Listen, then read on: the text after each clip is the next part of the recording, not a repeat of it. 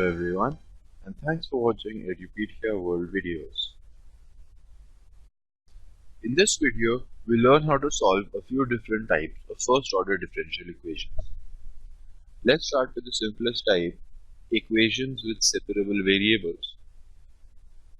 So a general first order differential equation can often be written as dy by dx is equal to some function f of x comma y. Right. So basically dy by dx is given as a function of x and y. There are no derivatives here, so it is indeed a first order ordinary differential equation. Now often this f of x comma y can be separated into two functions, one only of x and the other only of y. And that is the case when we say the equation has separable variables. So let's say this particular function we manipulate a little bit and we eventually get something like dy by dx is equal to g of x times h of y. So the function which we are given to be the derivative of y with respect to x, we've somehow manipulated and separated the variables. This is only valid for some sorts of equations which are called equations with separable variables. So if we can write f of x comma y as the product of two functions, one only of x and the other only of y, then we can take dx to the right hand side and h of y to the left hand side, and what we would get is dy by h of y is equal to g of x dx, and now we can integrate both sides. And from this I'll get the answer, because this is just an integral of just an integral involving x on the RHS. On the LHS, you just have an integral involving y. And so you can integrate this, and you can add one constant of integration. So let's take an example. Let's say we are given the equation dy by dx is equal to x plus 1 by 2 minus y. Now this is already an equation in the separable form because the RHS is the product of two functions x plus 1 and the inverse of 2 minus y. The first function x plus 1 only depends on x, the other inverse of 2 minus y only depends on y. So we can take the function involving y to the LHS and the functions involving x along with dx to the RHS, and what we get is integral of 2 minus y times dy is equal to integral of x plus 1 times dx. So the LHS becomes 2y minus y squared by 2, and this is equal to x squared by 2 plus x, plus you can put another constant c. Right. So this is basically the solution, and this is, now we discussed this in the previous video, an implicit solution.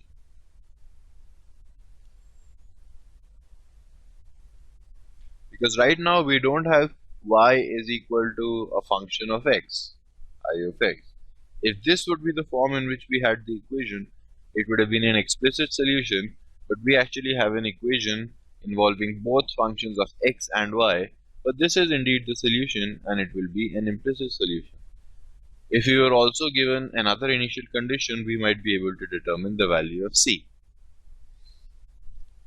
Let's see another question in which we'll actually have to determine the value of c.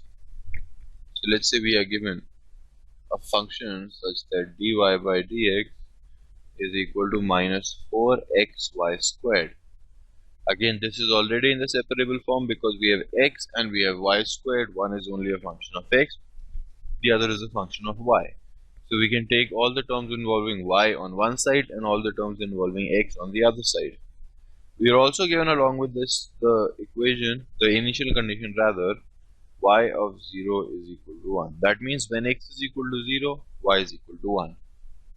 So first we'll integrate this part. So this will give me dy by y squared is equal to minus 4x dx, which gives me, this is y to the power minus 2. The integral will be y to the power minus 1 by minus 1, or minus 1 by y. is equal to minus 2x squared plus c. Or from this you can say 1 by y is equal to 2x squared minus c, or y is equal to 1 by 2x squared minus c. And now on the LHS we have only y, therefore this is an explicit solution as opposed to the implicit solution we had earlier. We could also use this initial condition to get the value of c.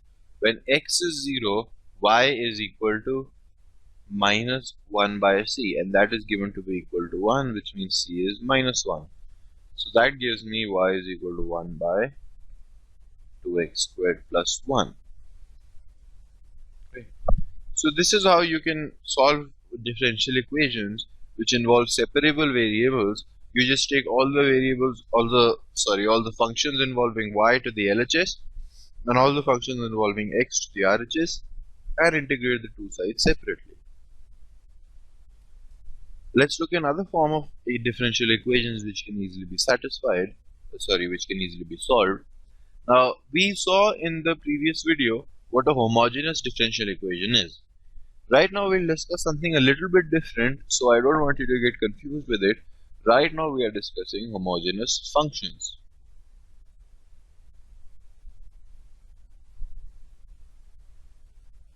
Which is different from homogeneous differential equations. In case you forgot, homogeneous differential equations were linear ordinary differential equations in which the right hand side was 0 when you write it in the standard form. There is no term which does not have either y or a derivative of y.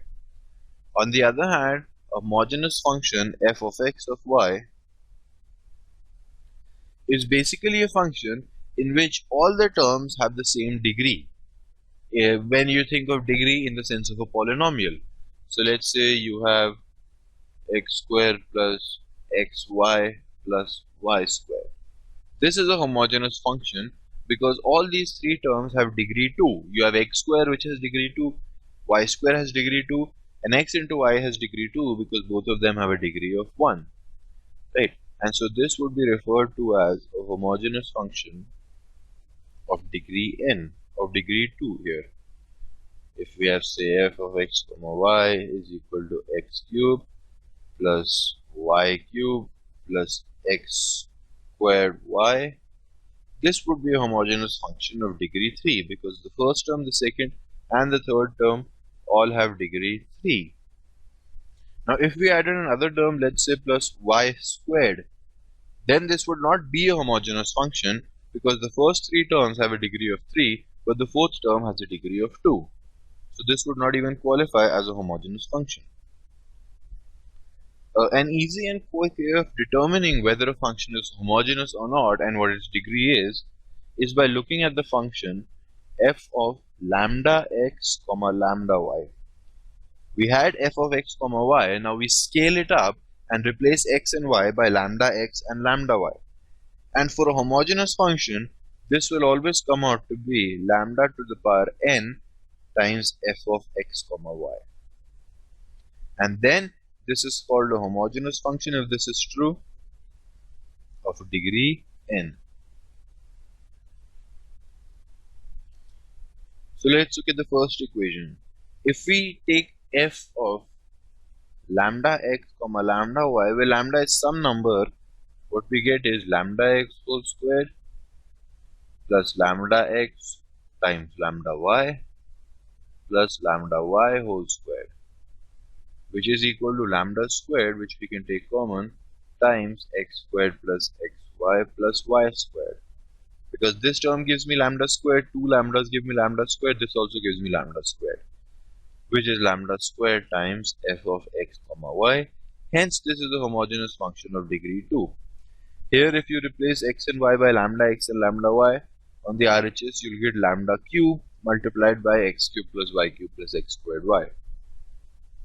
So this is how you can figure out what a degree of whether or not a function is homogeneous if it obeys an equation like this. And if it is homogeneous, then the value of n for which this equation is obeyed is called the degree of the function. Now what we learn to study, what we learn to solve are homogeneous functions of degree 0. These are functions which can quite easily be solved by one small substitution. So let's say we look at a function of the form of f of x comma y is equal to 3x plus y by x minus 2y. Now this is the homogeneous function of degree 0. One way to see this is the numerator is a homogeneous function of degree 1. The denominator is also a homogeneous function of degree 1. So the degree of this homogeneous function is 0. But it's better to look directly at the definition. So if we take f of lambda x comma lambda y, this will give me 3 times lambda x plus lambda y divided by lambda x minus 2 lambda y,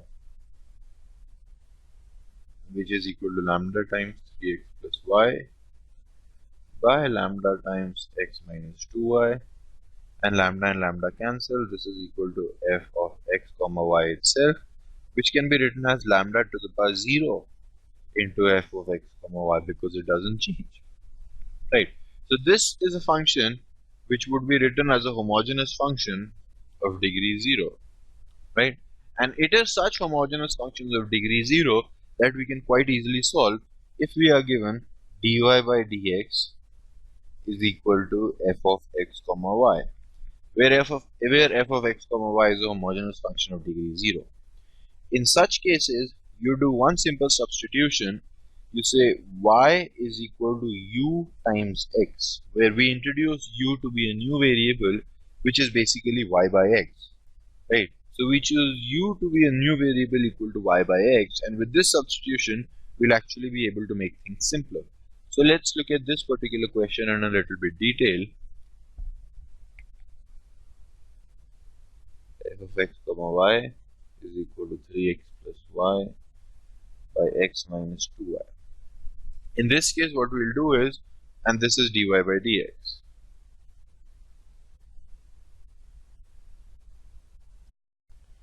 So we'll make the substitution y is equal to ux, where u is not a constant, it is a new variable.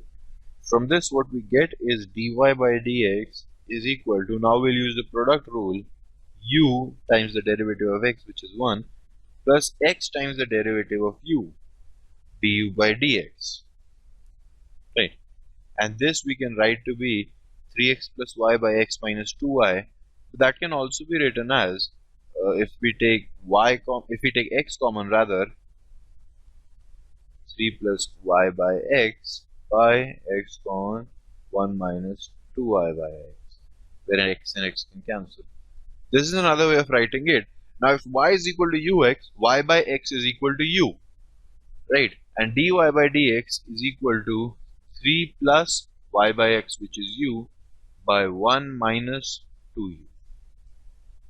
And what this gives me is x du by dx is equal to 3 plus u by 1 minus 2u minus u, which can be written as, so this will be minus u and u will cancel, so 3, and then you'll have plus 2u squared divided by 1 minus 2u. This is equal to x du by dx. That gives me du into 1 minus 2u by 3 plus 2u squared is equal to dx by x. And now we've taken this equation in which dy by dx was a homogeneous function of degree 0, and we've converted it into an equation in which the variables are separable. The RHS only has x and the LHS only has u. So you can integrate these two sides, and finally you'll get an answer in which u is related to x, and you can replace u by y by x, so you'll get a function involving y as a function of x. And this will work all the time. Anytime you have a homogeneous function of degree 0, you simply make this substitution, and it will convert a homogeneous function of degree 0 in y and x to a differential equation involving separable variables, where the variables will be u and x. Now this might be somewhat difficult to solve. I just made this equation off the top of my head. If you get an equation like this in an exam, generally this integral would be quite easy to solve. Let's do the final case. And now we'll learn to solve any general differential equation of the first order and linear. So up till now we've looked at a few specific first order ODEs.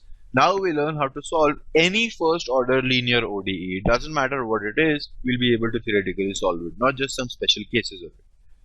So a differential equation which is of first order and linear can obviously only be written as dy by dx. It can be written as f1x into dy by dx plus f2 of x into y is equal to f3 of x. This is generally the most generic way how it would be written, but what we do often is we divide the whole equation by f1 of x, whatever it is, so that we get the coefficient of dy by dx to be 1, and that is generally called an equation in its standard form. So that's how I'll write it. So in that case we can write the equation as dy by dx plus, let's say, p of x times y is equal to q of x. So any first order linear differential equation can, after a little bit of manipulation, be written like this. If you have something in front of dy by dx, you can simply divide the whole equation by that, and this coefficient will turn out to be 1. And our goal is to solve an equation of this form. So first let's take a specific example and see the kind of things which we'll try to do. Let's say we have the equation dy by dx minus y is equal to cos x. Let's say we are trying to solve this equation. This is exactly this equation where p of x is minus 1 and q of x is cos x. Right. Now I'll do a little bit of manipulation here, and later we'll see how to find out what that manipulation would be. Right now I'm just telling you, I'll multiply the whole equation on both sides by e to the power minus x. Right. So what that will do is, it will tell me e to the power minus x into dy by dx minus e to the power minus x into y is equal to cos x into e to the power minus x. Right, I multiplied both sides by e to the power minus x. And now what we can see is the LHS can be written as d by dx of e to the power minus x into y. Now just look at this for a second. What is the derivative of e to the power minus x into y? By product rule, the first term will be e to the power minus x into the derivative of y, which is this. The second term will be y into the derivative of e to the power minus x, which is minus e to the power minus x. Right. So because we multiplied both sides of this equation by this term e to the power minus x, we were lucky enough to be able to get the two terms of the LHS in a form that they can be written the derivative of one particular term. And of course this is equal to cos x e to the power minus x, which gives me integral of cos x into e to the power minus x into dx. This is equal to e to the power minus x times y, because we take dx to the right side and integrate.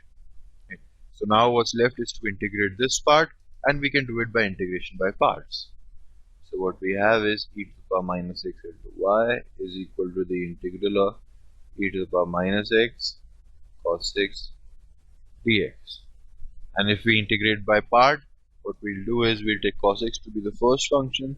So this is cos x. We've done integration by parts before. If you don't know that, you can go back and look at it in a previous video. Cos x times the integral of e to the power minus x, that is e to the power minus x by minus 1, minus the integral of the derivative of cos x, which is minus sin x, into the integral of e to the power minus x, which is minus e to the power minus x, which turns out to be minus e to the power minus x cos x, and then this is basically minus integral of e to the power minus x sin x dx. Now we've done basically this integral before, I'm just doing it again. Now we can do it a second time, integration by parts.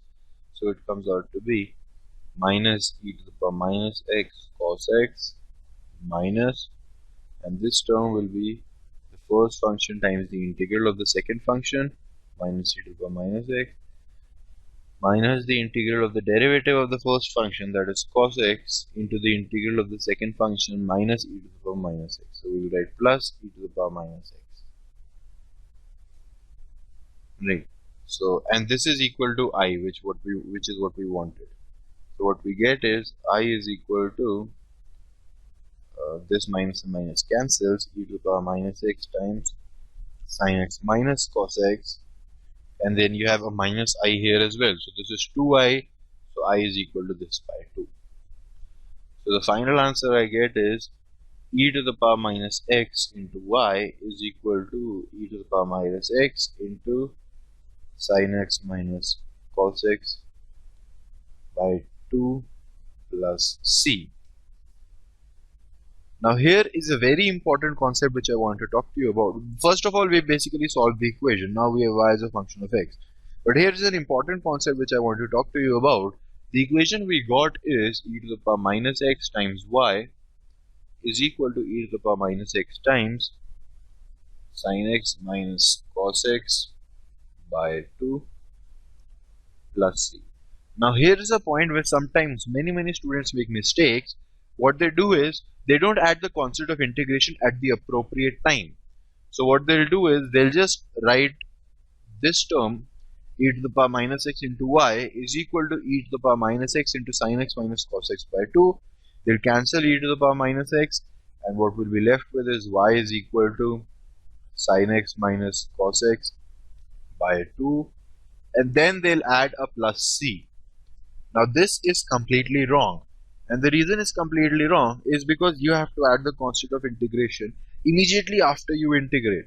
So what you do is here you have to add a plus c, and if you are cancelling e to the power minus x, then what will be left with is there will be an e to the power x here. And see the difference between the two, it's quite stark. In one case you just had plus c, but the actual answer will have plus c e to the power x, because when you cancel e to the power x in these two sides, because you want the LHS to be just y, you multiply c by e to the power x. So now this would be correct.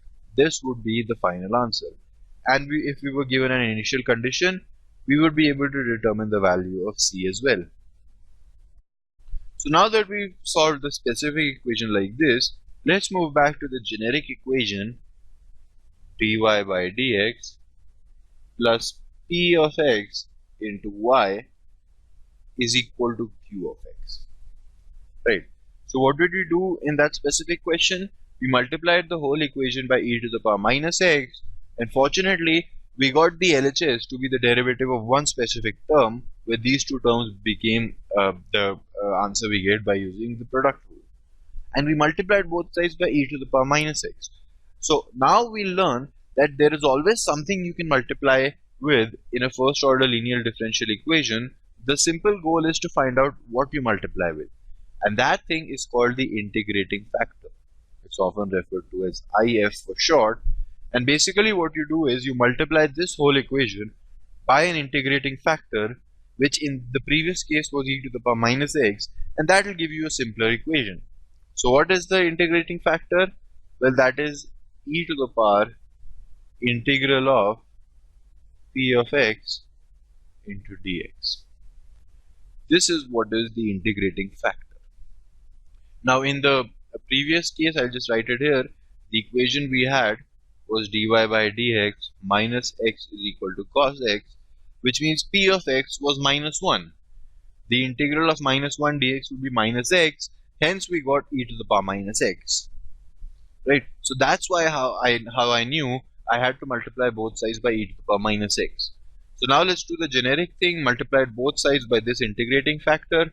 What we'll get is e to the power integral of p dx into dy by dx is equal to e to the power integral p of x dx into plus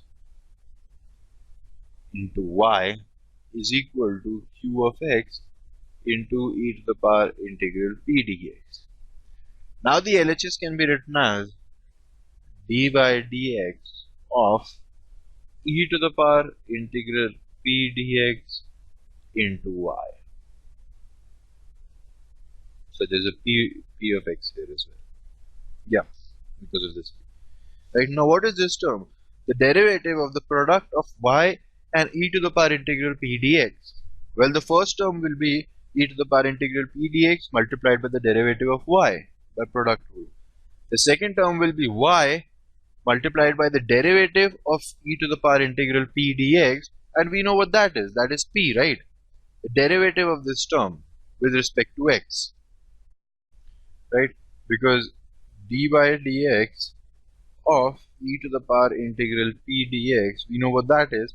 That will be e to the power integral p dx, and by chain rule multiplied by the derivative of the thing in the exponential. The derivative of the integral of p, which will simply be p. Right, so by multiplying both sides by this integrating factor, we were able to get the LHS to be this, and the RHS obviously is q of x into e to the power integral p dx. And from this we get the answer e to the power integral p dx into y is equal to q of x e to the power integral p dx, the integral of this whole thing, plus c. And obviously you can multiply both sides by the inverse of e to the power integral p dx, and you'll get y is equal to a function of x, which would be an explicit solution. Right. Let's do one more example of this to see how it works out. So let's say we are given the equation x dy by dx plus 2y is equal to x squared, and we need to solve it. Now the very first step, which once again is a mistake sometimes students make in a hurry, is to forget to write the equation in the standard form. The standard form had the coefficient of dy by dx to be 1, right? So we'll divide all sides by x, and what we'll get is plus 2y by x is equal to x. Right. Now this is the equation in the standard form, and now we can multiply both sides by the integrating factor. The integrating factor will be e to the power the integral of p dx. P is 2 by x here, right? P is the function which is multiplied with y. So 2 by x dx. What is this equal to? E to the power integral of, so we can remove the integral. The integral of 1 by x is ln x. So 2 ln x, which can once again be written as ln of x squared. And e to the power log of x squared is equal to x squared. So even though initially the integrating factor was this complicated thing, once you manipulated and actually evaluated the value, it just came out to be x squared, which is quite nice. So we'll multiply both sides by x squared, right? So we'll get x squared times dy by dx plus 2x times y is equal to x cubed. And since we've chosen this particular correct integrating factor, the LHS should be the derivative of one term, which it is. We see now that the LHS is the derivative of x squared into y. What is the derivative of x squared into y? The first term will be x squared multiplied by the derivative of y. The second term will be y multiplied by the derivative of x squared, which is 2x. So the LHS indeed is dy dx of x squared y. When you apply the product rule to this, you get the LHS of the first equation. This is equal to x cubed, which means x squared y is equal to integral of x cubed dx, which gives me x squared y is equal to x to the power 4 by 4 plus c. Now again, here is the important point. You can't just write x to the power 4 by 4, cancel x squared, then add c. You have to add c immediately, which basically gives me y is equal to x squared by 4 plus c by x squared. So this would be the final answer. Y is equal to x squared by 4 plus c by x squared. And it is possible that you get p of x to be an equation such that the integrating factor is not very easy to find, but generally that won't happen. And even if that does, theoretically we have now been able to solve every equation of the form of dy by dx plus p of x into y is equal to q of x. Every equation of this form, every first order linear ordinary differential equation can be solved by multiplying both sides by the integrating factor. What is the integrating factor? E to the power integral of p dx. This completes differential equations. We've now been able to solve a whole host of differential equations, some specific separable equations, some equations involving homogeneous functions of degree 0, but most importantly, now we can solve every single first order linear differential equation. This marks the end of this chapter. In the next chapter, we'll begin our study of vector algebra. Thank you.